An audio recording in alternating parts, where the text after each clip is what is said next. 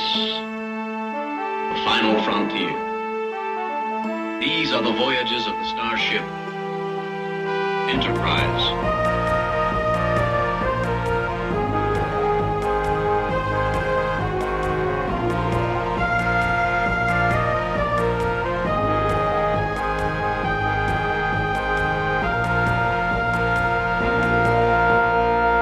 So this is the fourth episode of TOS that we're going to be covering, and I'm joined by Modi Operandus to talk about this one. Modi, how are you?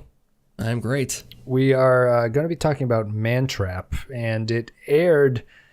This was the original episode of Star Trek that aired on TV, even though it was produced much later. It was not one of the pilots. It was produced probably like sixth or something like that, I think. But the one thing, a little bit of trivia I learned, actually, is that I had a son who was born a couple months ago. And he was born on September 8th, 2016, which is to the date, the 50th anniversary of Star Trek, which is awesome. Which is crazy. I didn't realize it until recently, but it's fitting for this podcast, I guess. And so I guess we're going to take the discussion starting there. We're going to talk about Mantrap, which aired back on September 8th, 1966. It was written by George Clayton Johnson, directed by Mark Daniels. You're going to hear that name a lot. In this episode, a mysterious creature stalks the Enterprise, murdering crew members. It is the series premiere of TOS, and me and Modi are going to break it down right after this. Fascinating. So improbable, we almost didn't check it. What? Sodium chloride. Not a trace of it. This man has no salt in his body at all. Can you explain that, Doctor? I can't. Except what we normally carry in our bodies is gone from his. He would die almost instantly. Ah, there isn't a mark on his body. Except the red rings on his face. You call that skin mottling? I thought it was, sir. Another error on my part. I'm not counting them bones. You, in the mood for an apology? Forget it. I probably was mooning over. I should have been thinking about my job. Perhaps you were. Both Nancy and Crater went out of their way to mention one item they needed. Salt tablets. Mr. Spock, outfit a landing party. We're beaming down with some questions. So, Modi, we had the two episodes that we recorded. We talked about Where No Man Has Gone Before. That came out a couple days ago. And now we're going to talk about Mantrap. Thoughts on the production differences between these two? Do you have anything to say about that? They finally sat down and figured out how this stuff is supposed to work, basically. The casual nature that they whip out their communicators and whip out their phasers and all of it like works how you expect it to later, like throughout the series. It works how it's supposed to work now. Yes.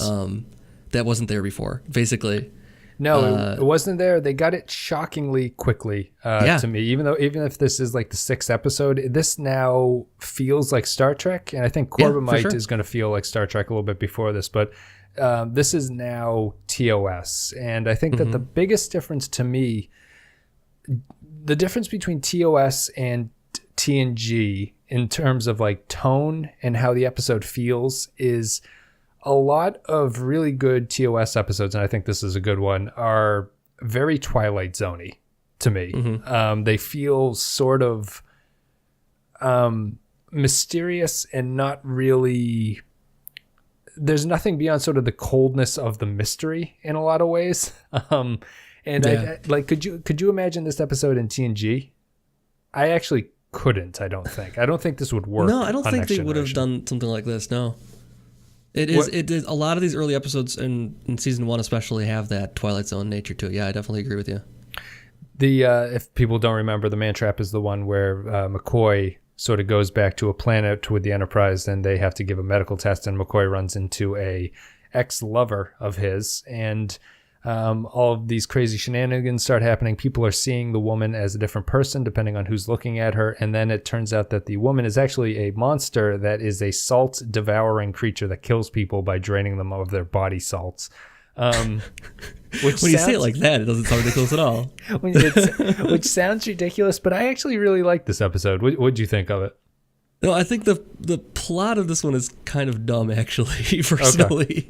Okay. But I do appreciate all of the. I mean, the acting in this is exceptional, actually. So it's kind of the opposite. I think I mentioned it in the previous episode, but it's the opposite problem where the plot is kind of dumb, but the the writing is good in a way. Like the dialogue is good, the acting is amazing, so it works better. The plot has a lot of good points though too, but it just kind of strikes me as kind of dumb, and they make some weird choices in it. How come? Yeah, I guess we should talk about that. How come someone mentioned on a previous podcast that they appreciate when the people disagree? So I guess this will be our point of disagreement. Well, what didn't you like about the plot in general? Because I think it's pretty good, except for I think it's good up to a point, and then it kind of doesn't go where I wanted it to go. I guess so. Maybe it's my projections. Okay. Yeah, the resolution is not good. You don't like Spock just beating the shit out of a woman, saying this is not Nancy. No, I don't mind that actually. I was kind of cool with that part. I don't like that they made her back into the creature. I don't like that they revealed what the thing actually looks like. Oh, interesting. Because it takes away any kind of agency for Bones to make a decision on it. It kind of relieves him of the responsibility of the choice by showing the monster. And that's what I don't like. I wanted him to have to make a choice between the captain and his belief in the crew and the belief in his captain versus his heart kind of thing. And I wanted him to like be able to make that choice. But when they just, okay, I'm going to look at you, I'm going to reveal myself to be a monster, and then I'm going to look back for some reason. Right. I don't know if I don't know if that was representing that he's seeing through the facade for the first time, or if she's actually revealing himself to her for some reason, or revealing herself to him for some reason. Oh, I see. I took it as a reveal. Yeah. So but why would the creature do that though? She's trying to convince him that she's on the level, and that's the best thing she has going for her. Why would she all of a sudden switch out of her regular form and like all of a sudden he's gonna be cool with you because you're a monster? I don't know. It just takes away the agency. It takes away the agency for his choice there. I think that the plot does have sort of a problem. Like I'd also, going along with that, I think I agree with you that maybe not revealing the creature would have been the way to go. I think that it has another kind of problem along with it where once the creature gets up to the Enterprise and is sort of running amok on the ship, it's clearly intelligent, right? Because it attends meetings as characters and can sort of talk to other people. Why is it so bad at just getting itself a supply of salt? Yeah, it doesn't seem like it's trying not to be creepy. Like there's the scene where it's Bones and it's sitting there while they're talking about this. They're being really creepy and not saying anything. While it's sitting there being really creepy and not saying anything. Like blend, man, blend in. Come on. It said like there's apparently huge amounts of salt on the ship because they all have these like salt tabs and everything that they're giving it to, but. It struck me as just weird that the creature constantly needs to keep attacking people just because even though it's even though it's like as intelligent as human, it seems incapable of just going to like the kitchen and getting some salt for itself and not being attacked. The creature's got weird motives in general because there's like it's keeping Bones alive for some reason. Like it doesn't kill Bones immediately and assume its form. It keeps Bones alive because it wants to be loved by him or something. I don't understand exactly what its motive is there.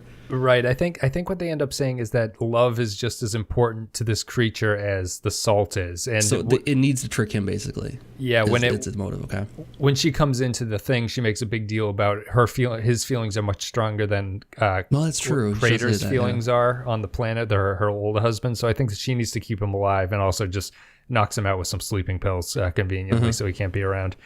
I mean, but I guess she doesn't like they're talking about how if I guess the Professor Crater is at one point it's like if it can have salt it'll be peaceful, except it doesn't do that. It takes the salt from Kirk and then it immediately tries to kill Kirk. It seems so. I don't believe you, Professor Crater. I don't believe you. I think that Crater is actually the biggest problem in the episode because he doesn't have any reason as to why he's keeping the animal alive. He sort of shifts motivations where he's completely cool up front at the start of the episode. He's hiding everything perfectly. Then he kind of freaks out. Then he helps the Enterprise, but not a lot. He helps them a little bit, but only to the point where they're like, "We're going to make you take truth serum." That was weird too. We'll talk about that too, but yeah. And then Crater to me is only existing in this episode just to push the plot further. He doesn't really have a reason as to why he's alive still and why he keeps protecting this creature, why he doesn't just leave the planet. And his motives are weird too, for sure. Yeah, it doesn't seem like he makes some justification that it's the last of its kind, and he needs to protect it for some reason. It doesn't. It's a thin motive to introduce late in the episode. And the crew sort of debates that thing where it's like, oh, it's like the buffalo. It's like, should we actually kill this thing? Not long enough for me though. I don't feel like Kirk like came to that decision of killing it like really quickly to me. Very quickly. It reminds me of they in TOS they come to the decision to kill things very, very quickly. They decide to strand Gary Mitchell on the planet very quickly, and they decide to kill this thing. Not that it's the wrong decision. In this episode. I feel like TNG would have deliberated a little bit more, though. They would have pretended to like think about it for half a second, maybe. Well, TNG, Picard wanted to talk to the crystalline entity, which has killed like billions of people. That's and he's true. Like, you know what? We should talk to this thing. That's the weird thing, is that they have a more sanctity for all forms of life kind of thing in TNG, whereas here it doesn't seem like they do. Well, this is more of like the Wild West, right? It goes into how the ship is just kind of out there in the middle of nowhere. It's much more of a self-defense type attitude towards their exploration, as opposed to let's get to meet everybody that's out here and sort of get to know them. But I mean, they do make the argument that this thing can be reasoned with, though, and they don't. They say no, basically. Right, He's like, well, because the creator makes that argument. It's like, we can reason with it if we get it salt. And Kirk's like, nah, I'm just gonna kill it. So you know, it's killed 6 people. I'm gonna get revenge, kind of thing. They could have just given it more salt and everything, but they could have let, because there's like what you could leave the salt without a trick in it, like was Bones' argument as the creature was. Well, what maybe you just offer it's called the tricks. They set up some traps. They set up traps apparently that they claimed, and they couldn't get to it. I think that I don't know. Kirk made the decision like before they even had this conversation, kind of thing. Like he knew going into the meeting that what he was going to do. And right. It was about bringing them onto his side rather than figuring out the answer to the problem as they would on TNG. Yeah, I think what's interesting in the difference between the series is that in TOS there's no discussion of how to detect the monster. It's true. They're not interested in finding a solution to figure out which one of the people are the monster, which would be, I feel like that would have been the TNG plot line. Yeah. And it's much more, in that sense, that's what gives it kind of the Twilight Zone-y vibe, where, like, one of my favorite parts about this episode is the cold open before the theme song, where Kirk, McCoy, and the other guy beam down and they meet Nancy, and without hammering the point over your head, they show you that every person is seeing her differently.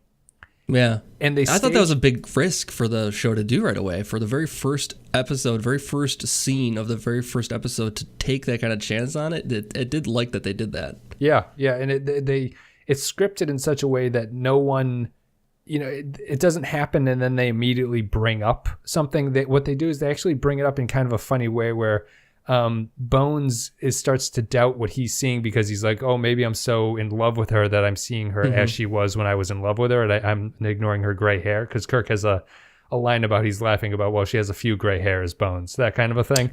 And then creator's like, well, next time you see her, I'm sure she'll look normal. Like, he's like, okay, now he's gonna pass along the information that you need to age it up a little bit now. Yep. And then I thought that, like you were saying, I think that's it's a big risk. It's interesting that they did that in sort of a 60s television type show. I think it's shot really well, and I think it's a great cold open because they don't explain what the problem is at that point. They just show you that something is very weird on the planet. Yeah, exactly. And that's what makes it Twilight Zone-y. I feel like they just show you the weird at the beginning. They don't try to get into explanations at all. What'd you think of the character interactions here? We've got a full cast. This is your first full cast episode that you've been doing. I feel like they really did a great job with Kirk and Bones. They did a bad job with Spock and Uhura and Sulu and Janice. They so-so with Sulu and Janice, I guess. But like Uhura and Bones and Spock were ridiculously bad characterizations. What didn't you like about? Did you? The one scene that sticks out to me is the Uhura and Spock scene, which I kind of like and I kind of don't. So how about you convince me one way or the other, where they're talking about like they're flirting with each other? Yeah, first of all, why is she flirting with him? Like doesn't explain. Like she says something ridiculous, like if I ever hear the word frequency again or something like that sounds really stupid, by the way. Yeah. It's illogical. And Spock kind of calls her on like, that doesn't make any sense. Why would you say that? It's like, oh, because it's bad at writing, that's why she's saying that. But they don't explain why Spock is so cold at all in this. We know why he is, because we know the show, but at this point he just seems like a dick. Like Yes. he doesn't. There's nothing to clue us in that. Oh, that's his custom. That is how he is. He just seems like he's just a very like literal person basically, and doesn't like give a shit about anybody else kind of thing. He's very unemotional. I think they call him a Vulcan in this episode. I don't know if it's the first time that they do that, but they haven't gone into explaining. He does mention Vulcan has no moon. Yeah. Yes, they mentioned that he's from the planet Vulcan. They don't mention they haven't really tied in yet. At least we're sort of jumping around out of order because we're doing production order, but they haven't tied into the fact that what his like the Vulcan mythology or ethos is, like this sort of logic driven culture. He basically just comes across as cold and someone who likes logic, but there doesn't seem to be a greater good for it. I mean, if you know the character and understand it, the interaction doesn't seem that bad. But I could, like, when looking at this with like, I only know what's within this episode kind of thing. Yeah, it's not a good characterization in general. I think I'm just surprised, and we talked about this in Where No Man Has Gone Before, where people are kind of like playing grab ass while they're under like attack and like the ship is blowing up and stuff like that. I think it's just surprising to me that this is such a big difference between TOS and TNG, where there's a lot of these sort of like breakaway to interpersonal stuff in TOS that I couldn't imagine this happening in Next Generation. Like all of these scenes in Next Generation happen like 10 forward or something, like it's apart from the action. And here it happens right smack dab in the middle of it. It ultimately ends in, I guess you could say it's a little bit of characterization, because the message comes in that 3 to beam back and one of us is dead, and Spock, Uhura gets upset that Spock does not be concerned that it might be Kirk who's dead. Right. It felt kind of like a pointless scene to me, so I guess that's my biggest problem with it. Yeah, I don't think that was a. Yeah, they kind of like were have her take a stand on him immediately, and it didn't seem like that was the moment to do it. Right. Yeah. But I feel like if the captain was dead, Bones would have led with that, maybe. Right. Like, but some I thought on it, you know, if he's like, they probably would have heard back already that Kirk was dead if that happened. Yeah, instead we've got no name red shirts, but none of them are red shirts yet. We don't name that there's one dead because he doesn't matter, kind of thing. Continuing the string of death that we've got. Body count is high in this too. Yep. I think we had. I counted 9. I think in this one. Yeah, because there's at least 4 Starfleet on the planet. And then even on the ship, things get changed too. At one point in the meeting with Crater and Fake Bones, he mentioned 6 crew dead.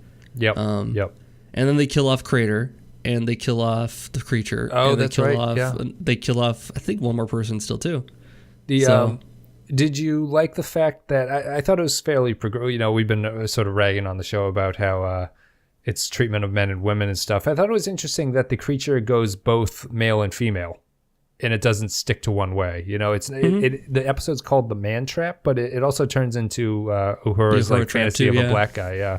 Yeah, it was weird too. That was a weird moment, but I don't know. This episode has some problems for sure. I think that the problem is that how it. So I guess the creature is basically becoming the thing that you'd most want. Right, because one of the crewmen it's says, reading your thoughts and designing a thing based on it. Yeah. Right. Okay. And so, because one of the crewmen on the planet says, "You look like a girl I met 10 years ago at some planet that couldn't possibly be you," and then and Bones is visualizing the woman he used to know, and that's the image it takes. Right. Kind of thing. Yeah. How come Kirk saw her as an older woman? I guess it makes no sense. Like it's just basically defaulting to regular Nancy at that point. Right. I guess. Yeah, it's just not interested in what Kirk has to say about it. I think that I think it's a great episode for the Bones and Kirk relationship. It is that worked nicely as far as characterization and introducing the relationship, introducing both of them. I think it worked nicely. Very friendly with each other and willing to. They have the sort of great scene where Bones screws up the autopsy. And they sort of laugh it off, and Kirk's like, "I'm not keeping track of I'm not counting the times." But in the prior scene, he was really pissed off and stormed out. That was interesting too. Like it was kind of like a weird bipolar thing that happened. Yes, just because Bones wanted to bring up the fact people that dead. I don't care about your affections. Yeah, something like that. I like Kirk as a captain. I think through these first couple episodes, he's very different from Picard. He's much more approachable, much more emotional, obviously, and more willing to sort of fly off the handle and everything like that. But his relationship with the crew is something that I kind of feel like TNG almost didn't really do a good enough job with it. We're relating him to the crew in a way. I know that that relationship's there and it's just very different, but it's not. Through the first couple episodes of this show, you really get the sense that the crew like each other in a way that you don't really get on TNG. What's your sort of general sense of the crew at this point through a couple episodes? Anything that you think is missing or anything? Yeah, they like each other in a different way on TNG. It does feel different for sure. Kirk is the captain that you want to grab a beer with. Picard would never be caught dead like intermingling, because I mean he has like a more awareness of his station maybe. I don't know exactly what Picard's problem is, but Kirk is making jokes, laughing it up, nudge nudge, but then turns it on to bad cop mode when he needs to, kind of thing. Right. Yeah. But he also is, as we mentioned in the last one, the swashbuckling captain. He makes his own decisions. He doesn't care what the crew's opinion is on most things, I feel like. Right. Whereas Picard tries to get input and advice from people, it feels like. Or maybe not necessarily like he's trying to get them to sway his position. He does talk over his position a lot more, though. Whereas Kirk seems like, this is my way. Here's why you're going to agree with me, kind of thing, maybe. Yeah, I think I agree with that. Picard would be more willing to call it like a conference room meeting. Yeah. And so you hear every character weigh in with it. And Kirk is... And lay out the problem, and then they'll all arrive to a solution by going to the different departments and getting their input and that kind of thing. Right. Whereas Kirk has the answer going in and just needs everyone to confirm it, kind of thing. Right. He knows something's on the Enterprise. He tells them to go to red alerts and get all your phases out there. Like he is the decider in this sort of relationship with everybody. Yeah.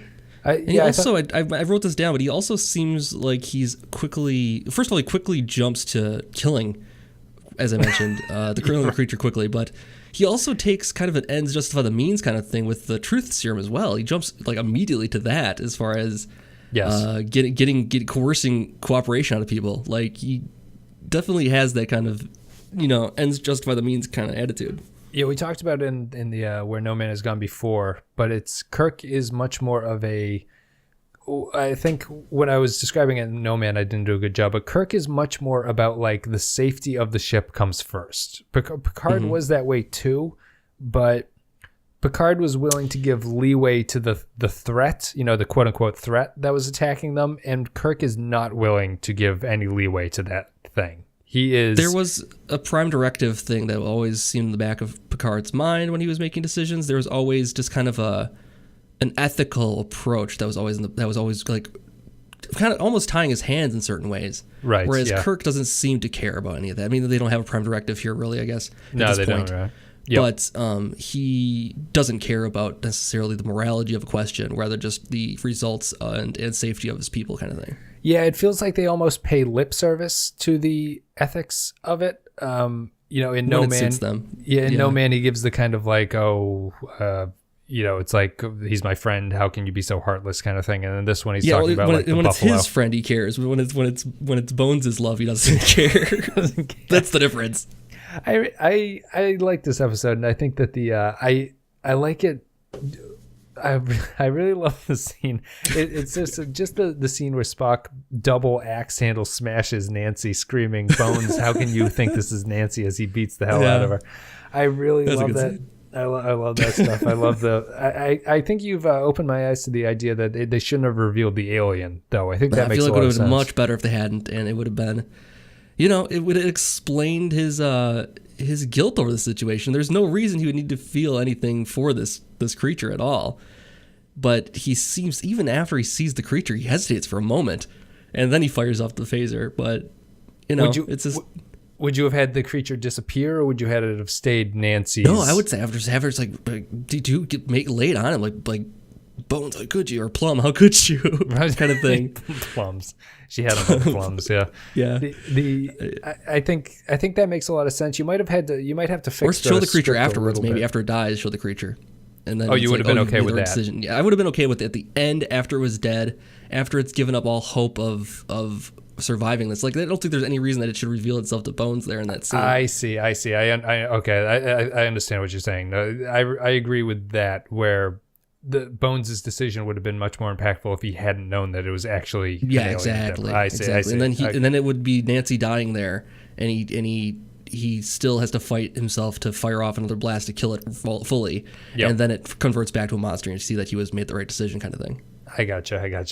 This is Spock screaming. Of course, then you have again, you have a ratings board problem in the '60s. You have all these kind of like this show has a problem with violence already. Like, as far as we're reading like a little bit of the Times about this episode surrounding it and that kind of thing. This was one of the more violent things on television. Apparently. Oh, really? Interesting. Yeah. There was so much slapping on TV back then. I'm surprised that this is the. It's funny because the violence is so comical. You know, it's like totally it's totally unrealistic violence. Even the when Kirk sneaks up and shoots Crater with the phaser is a funny effect because it's like sort of stop motiony when he hits him with it, and it just kind of it's like nothing looks particularly real, or double axe handle smashing women in the face or whatever. It doesn't seem to come across look right at all. Like the way they shot that one, yeah. Well, let's. I think we talked about the man trap quite a bit. I like this episode, but we're gonna come. I'm gonna play an audio clip. We're gonna come back and give our final thoughts and ratings for the man trap. Move aside, Bones. What's going on here, Jim? She's not Nancy, Bones.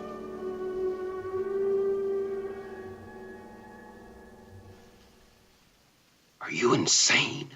It killed 4 crewmen. Now Crater. It. The creature. It kills. It needs salt to live. Bones, move aside. No! My guess is she needs more. You want it, Nancy? Come and get it. You're frightening her, Jim. Not fright. Hunger. Look at her. Leonard, if you love me, make him go away. Come on. You want this, Nancy? Come on, Nancy. Come and get it. Come and get it. Here it is. Leonard, Bones, I can't find her. Get out of the way. Will you Stop it! Get out! McCoy, get out of the way! What's the matter with you? Here, you want this? Are you out of your mind? Get out of the way. I understand. I like the title and everything, but it's definitely giving Uhura her male fantasy through the monster. Seems to shoot the man trap aspect of this in the foot. True. Even though I think it's appropriate that the creature should change sex depending on who it's trying to approach. Going through the titles for these episodes too, I was shocked by the number of all of the crew's fantasies come true episodes kind of thing. Like they seem to do that a lot on this show in season 1 especially here. It's like, a lot of dream planet, all their dreams come true, and like, oh, okay, again, a lot of dream fantasy sequences. Yeah, let's we'll give our scale of 1 to 5 about the man trap. I enjoy man trap. I think it's a really. I would have been impressed knowing that this was the first aired episode. I think if I'd seen a show like this, I would have been interested and wanted to watch more. In that way, I think that they made a smart decision to make this the premiere episode. Mm-hmm. I think it hits all the right things. I think that it does a good enough job of you don't need to understand what the crew is doing. I think that the mystery is interesting enough. I think that the alien design is good. I think that the way they resolve everything is good. The only thing that's kind of weird is that it's kind of a Bones-centric episode, which is true. It's a little bit odd that Kirk isn't taking the reins in this one, but I like this one. I think I'm going to give it a 4. It's definitely the best of the TOS episodes that I've seen so far in this early going. What'd you think? I would agree with a lot of what you said there. I think the acting on this is exceptional. I think that there's some plot problems I have with it that could have made it better. But overall, it was an interesting, tense plot and a lot of fun to watch. I had written down a 4 at one point. I think I'm going to reduce it to a 3 actually. Okay. But I still like this episode. It is like it feels like Star Trek, which I like. Whereas in a way that our previous episode did not really feel like Star Trek yet. Yeah, I would think it's a stronger 3 than Where No Man Is Gone. Yes, right? It definitely. Yeah. Maybe I'll stick with a 4. Okay, I'll give it a 4. All right, You're right. I can't give it a 3 and the other one a 3, so I have to give this one a 4 now. Yep. Yeah, I think it's just it feels like Star Trek, like you were saying. Yeah, it does. Like it feels appropriate, it feels right, and even despite all the problems that it has, I think it's what it's trying to do, it accomplishes in this episode, and I think that's kind of important. Where I feel that maybe Where No Man Has Gone before kind of didn't accomplish everything that the show is trying to do in that episode because the scale, the epic scope is a little bit too big for a 45-50 minute episode of TV. This one feels like the perfect little story that fits in a Star Trek episode. And I think that goes a long way. Mm-hmm. I agree.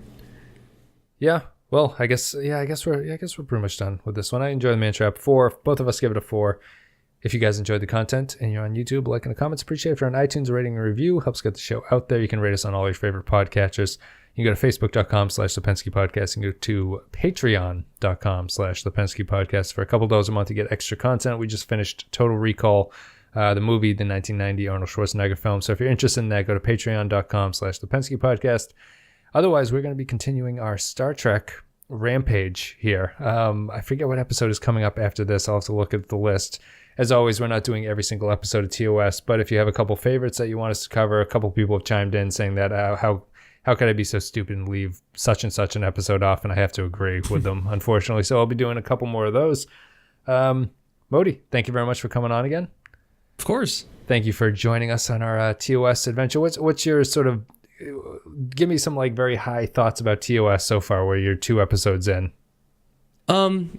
Anything you're looking forward to? They're very different episodes, though. Like the sweater episode can't compare to the current production value of this one. Sure. Like I said, this one it just feels so much more natural the way they use their tools. They just dive right into communicators and phasers and all that stuff without like any apology for it, kind of thing, any explanation for it. And I do appreciate that now. It seems like they've sat down finally and actually laid out a little bit of a story Bible maybe now of how the universe actually works here. Do you find I like? Do you find that I find this with a lot of 60s television. I find myself I have to pay much more active attention to these episodes than I did to TNG episodes. Do you feel that way, or is that just me? I would agree. Like I definitely think so. I feel like I could kind of have TNG on in the background where I can't have this on the background kind of thing. Yeah, if I zone out for 3 minutes, I feel like I miss a lot in a TOS episode. And despite the episode being like 5 or 6 minutes longer too. Right, and generally slower. Like they tend to talk about things for a lot longer, but you sort of have to pay active attention to really get what they're talking about in a weird way. It's like it's almost like the episodes aren't as good at giving you all the information you need in a sort of concise, interesting way that modern television can do. And I don't know why that is. Probably more because they're written like stage plays where everything is just sort of, I think I talked about this on The Prisoner. When people in the 60s television talk, they do it in kind of this flat way where I don't know what the information they're trying to emphasize is. And everything's equally important then, kind of thing. Right. Yeah. Everything's equally important, and you have to really actively pay attention. I find them a little bit exhausting to watch in that sense. Where TNG is much more of a white noise kind of show that I can have on and I can absorb it more easily. Maybe that's just due to my familiarity with it, though. But if you agreed, I guess that maybe that is a point in my favor. I fell asleep during I was tired, but I fell asleep during the opening credits to this one, and I woke up and it was over, and I was like, oh, like 3 episodes down the road. I'm like, oh, yeah, this isn't even the same episode. Good, I'm not lost then. Okay. You're up to like the movies or something by that point. But yeah, thank you very much. I appreciate you coming on. You'll be back with another couple episodes coming up. We'll get all the big hits out of the way, guys. Thank you very much for listening, and I'll see you next time.